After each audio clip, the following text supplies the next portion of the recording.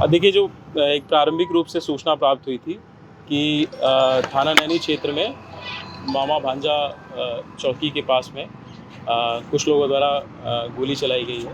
सूचना पे तत्काल आपके थाना की टीम पहुंची, एसीपी साहब भी पहुंचे और मैं भी पहुंचा हूं यहाँ पे। इसमें जो प्रथम दृष्टया जो तथ्य हैं वो इस प्रकार से हैं कि दो पक्षकारों के बीच में आपस में किसी एक लैंड डिस्प्यूट को लेकर के तहसील इत्यादि की टीम बुलाई गई थी और तहसील इत्यादि की जो टीम थी, रेवेन्यू की जो टीम थी, उनके इंटरवेंशन के पश्चात दोनों पक्ष अपना अपना इशू लेकर के यहाँ चौकी के पास में सामने वाले रोड पे पहुँचे थे।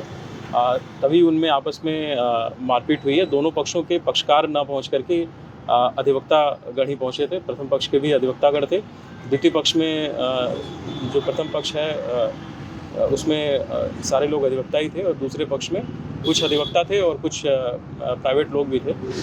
तो इसी बीच में प्रथम पक्ष के एक व्यक्ति द्वारा जो कि देखने से प्रत्यक्षदर्शियों के देखने से प्रतीत होता है कि एक लाइसेंसी जो पिस्टल था उससे ज़मीन की तरफ उसका रुख करते हुए फायर किया गया। जो अभी प्रारंभिक जानकारी मिली है वैसे उसके हिसाब से दो लोगों के पैर में गोली के कुछ घाव लगने की सूचना प्राप्त हुई है।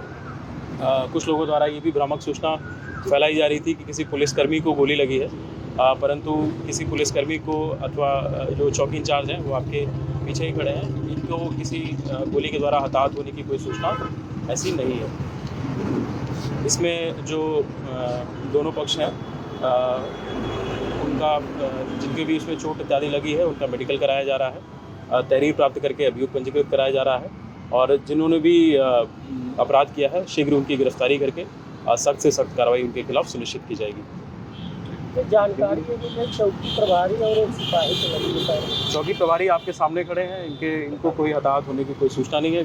कोई कांस्टेबल भी जो यहाँ तैनात हैं उनमें भी किसी को कोई गोली से अथवा किसी प्रकार की चोट लगने की कोई ऐसी पुष्टि नहीं हुई है। ये एक भ्रामक रूप से सूचना फैलाई जा रही थी और इसी की ये आपके सामने पुष्टि हो रही है।